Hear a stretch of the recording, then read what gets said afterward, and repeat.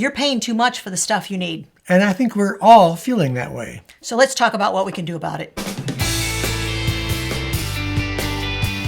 Let's talk about some areas that's easy to overspend in, and we'll go over some alternatives to help you out. These are all tactics, by the way, which we personally have used to lower our expensive. Let's get started. But before we do, if you don't know us, I'm Hope. And I'm Larry. This is Under the Median, where every week we talk about practical frugality. Our first area is that of prescriptions. Now, I think we all know how expensive prescriptions have gotten, and there are several things you can do in order to work on cutting this cost. The first and most important is to make sure you're getting the generic prescription for what you need instead of paying full dollar for the main brand one. Now, let's just say that for some reason, you have to have the name brand, the regular prescription. Either it's not available as a generic, or the doctor said, yeah, that generic just isn't going to do exactly the same thing that we want it to do. Yep. What can you do then? You need to either ask the doctor if they have coupons available at the office, or if they have samples available at the office. Our pediatrician, when the boys were young, used to always say, do you have good insurance? Because if you don't, I have samples that are available. Now, if the doctor can't help you out, you want to go ahead and go directly to the manufacturer of that drug and reach out to them and say, do you have a program available that will allow me to get your prescription at a less expensive cost? And oftentimes they have coupons that are available. You can get it for up to 1 or even 2 years of that prescription at a very discounted price.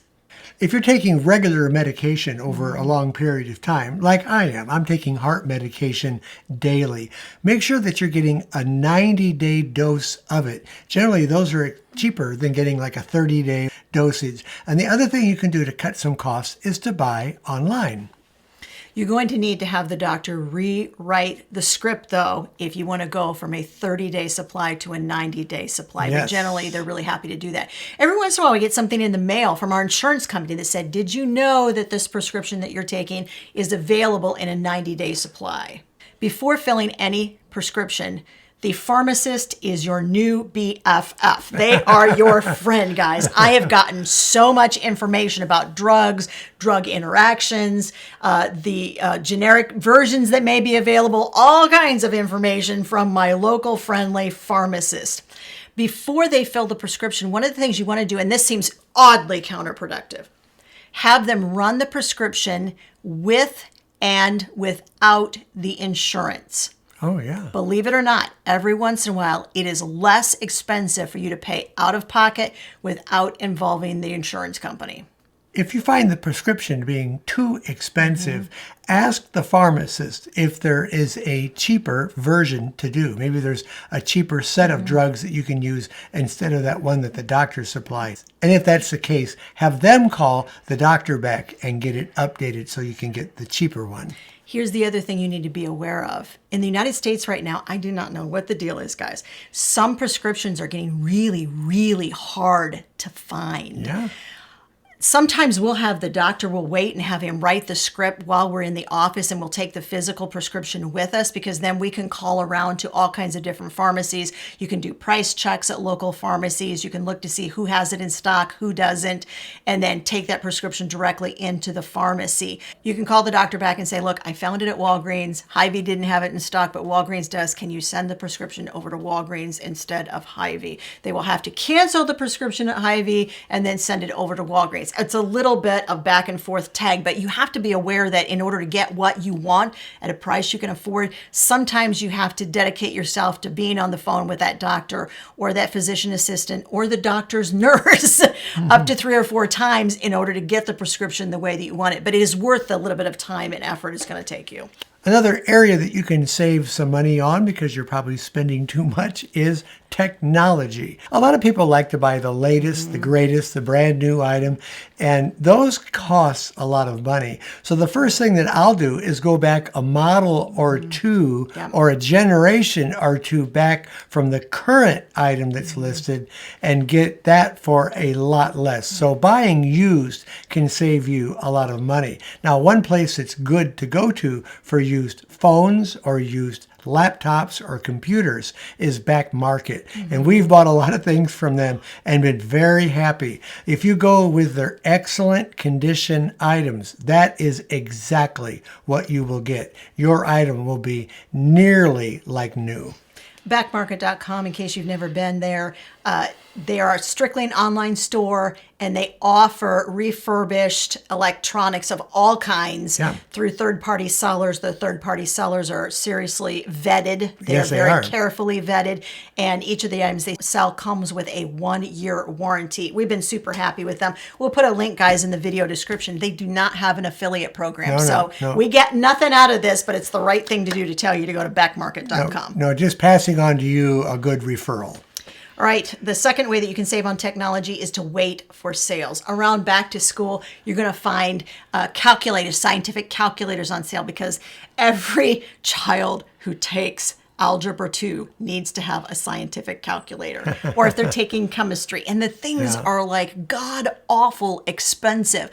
But before you buy that calculator, you want to check with your friends and family who have just had high school graduates who've already been through that class. They spent the $150 on the scientific calculator, and you should feel like you can call them and say, can we borrow that scientific calculator? Our son just did this. He's a college student, Daniel is, and he needed a scientific calculator for a math class he was taking. And his girlfriend's mother, who is a registered nurse, said, I still have my scientific calculator from when I was in nursing school. You may borrow it. So he spent all year, all semester long, with a pink, proudly carrying his pink scientific calculator. He did say thank you very nicely to her, though. He was very grateful for that. See if you can borrow it, guys. If you need to buy the item new, or you really want to, consider buying an open box items. The other thing you can do, and I know Amazon has these on their site, buy refurbished items. These are items that have been returned. They've gone back to the manufacturer. The manufacturer has gone over them and brought them completely up to speed with their new items. So they are as good as new, and you may pay 20 or 30% less for that item. Bundle deals. Sometimes if you will purchase the, let's say, the laptop computer with the printer, they're going to bundle those two things together. Now make sure you need all the pieces that you're buying, guys. But if you're going to purchase the individual items anyway, bundling them together will sometimes get you a deal. Here's an area of technology that you can easily find yourself paying way too much for, and that is your monthly cell phone bill. And here's how you can avoid that. Every month for 2 years, I paid my cell phone bill, and I knew I was paying too much for it, but I felt kind of trapped. Like, what else was there available that I could even do that was going to be cheaper than what I was already doing? And then a friend told us about Mint Mobile and said she had had a wonderful experience with them. We switched to Mint Mobile. Mint's our partner for this video, guys. When we started looking for a cell phone company, Mint had 3 things that were super important to us. Number 1, great coverage. Mint has the largest 5G network in the nation. Unlimited talk and text, because you want to keep in touch with pretty much everybody. And the third thing about Mint Mobile that was super important to us was it had to be easy to switch. That's everybody's like fear, isn't it? That it's going to take forever. Or it's going to be a lot of things that hoops you need to jump through to switch from one cell phone company to the other. Nope. We used an eSIM card, sat in our living room sipping coffee, and it took us 15 minutes, guys. We get to keep our old cell phone number. It was super easy to do. Now, if you don't have eSIM capability, a lot of phones do, but some don't. That's okay. Our sons switched to Mint Mobile. They did not have eSIM capability. Mint sent them a physical SIM card in the mail for absolutely free. And of course, the monthly price for frugal people like us made us super duper happy. We have Mint's $15 a month plan. The good news about that plan is that right now at Mint Mobile, every plan is $15 a month. For new customers, those first 3 months will cost you $15 a month. How do you find out all the information? There's a QR code right between us right there on the screen. You can click on that QR code, or you can also go to the link all the way at the top of the description of this video. You can use our special code right down there, which is mintmobile.com/under the median. Now, let's go ahead and move on to the next area that you can easily spend too much money on. That's the third area, which is education. As we know, education, and we're talking about college education, has really escalated in price. Tuition's gone way up. The price of textbooks has really gone sky high. But there are some things that you can do to work around these costs. This subject is near and dear to our heart because we have been through this personally Yes. in the last few years. So this, believe me, is super fresh in our mind. Here's some of the things that our kids did in order to get a four-year college education and to do it debt-free. One of the things you need to ask yourself, first of all, is whether what you really want to do for a living, or your kids or your grandkids, your nieces, your nephews, whoever you know that's getting ready for a college education experience, do they really need to go to college to do what they want to do? We've seen a huge rise in trade schools. Yeah. Fantastic opportunity for young people. We've seen young people become entrepreneurs and skip the college track. There's nothing that says that you have to go to college.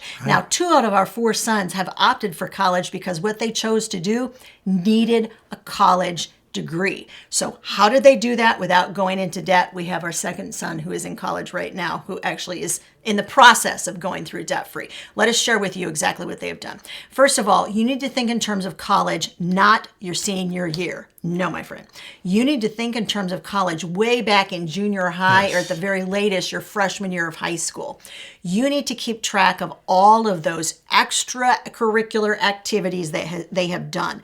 And that includes the stuff at the school where they're in the play or maybe even in musical theater. Mm-hmm. They've done the clubs, anything directly related to the school. Then you also want to keep track of things that they have done that show community involvement. Our kids help with the church food bank when they were in high school. Our children have also been in extracurricular musical activities through a group called Heritage Youth Ensemble, where they had some experience being in the community in a group. And those activities were important to make sure that you put them down starting the freshman year. Believe me, by the time you get your senior year, you'll be going, what did our kids do again? And what year was that? You will not remember. Another thing that our oldest did was he got to work volunteer for our local historic society. And boy, did he learn a lot by doing that. It was great experience. Nice thing to be able to put down on a college application. Daniel even held down a part-time job at a local private school for a year, and he learned a lot, got a lot of good experience doing that. And once again, that's right in the field that he wants to go into.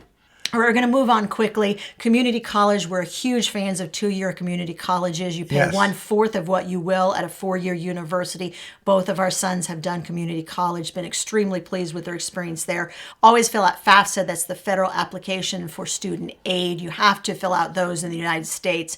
It's based on income. If your income's low enough, you'll get a grant from the federal government to help you go to school. But even if it's not, you still have to fill out FAFSA because that is what you have to do before you apply for scholarships. A lot of scholarships say you have to have filled out FAFSA first. And just as a side note and a benefit you might not have thought of with community colleges, they might actually meet their spouse there. Oh, we did 42 years ago. We met at the same community college where our kids went. So how about that? It was good. It was a good experience for both of us. Best benefit I got out of college right here. Get a job with an employer who will pay for your college experience. Our youngest son, Philip, works for Chick-fil-A, and they will pay for his undergraduate degree. Starbucks in the United States also offers similar benefits, so look around for that. The next thing that costs quite a bit with education, of course, is textbooks. And there's a lot of different things you can do. When I was in college, I bought used textbooks. Used textbooks are just fine. Now, it might be that the year that you happen to be in a class, they may have all new textbooks, and you can't do that. You can buy used textbooks oftentimes just from the college store itself, or maybe some other students might be offering theirs for sale. You can also look on Amazon, and there are used textbooks available on there. You can rent a textbook. Both of our sons have taken advantage of rental programs, and they've also gotten digital versions instead of physical versions of the textbooks because that also helps to save some money. Here's something that you may not be aware of, and I was not until our oldest son worked at the library at his college campus, and that is that some libraries carry what they call textbook reserves. They have the current current version of the textbook for their major classes available at the college library. And he would have students who simply could not afford the textbooks. They would come in and they would have to sit in the library. You couldn't check it out. You couldn't borrow it. You couldn't take it back to your dorm room. But they would sit in there and read the required readings sitting in the library, and it didn't cost them anything.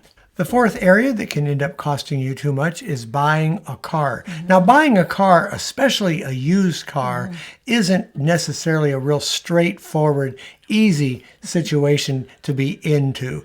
There's a lot of different ways to buy a used car. You can go to the dealerships. I think dealerships offer very good cars, especially new car dealerships, but you're going to pay quite a bit. And you're only going to get a car that's about maybe 3 or at the most 4 years old at a new car dealership. So another way that you can avoid some of those costs at a dealership is to buy from an individual. And if you happen to know the individual that's selling it, that really helps. I would recommend that. I've done both things. Now, with a dealership, you have to be careful because they tend to want to mark up a lot of things and charge you for a lot of extra services that they perform on a car. So you want to look over that contract very thoroughly and make sure that they're not charging you for silly things that amount to nothing but them making more money on you. You can also do your homework on how much you want to pay for the used car and just give them an offer for that and hold your ground.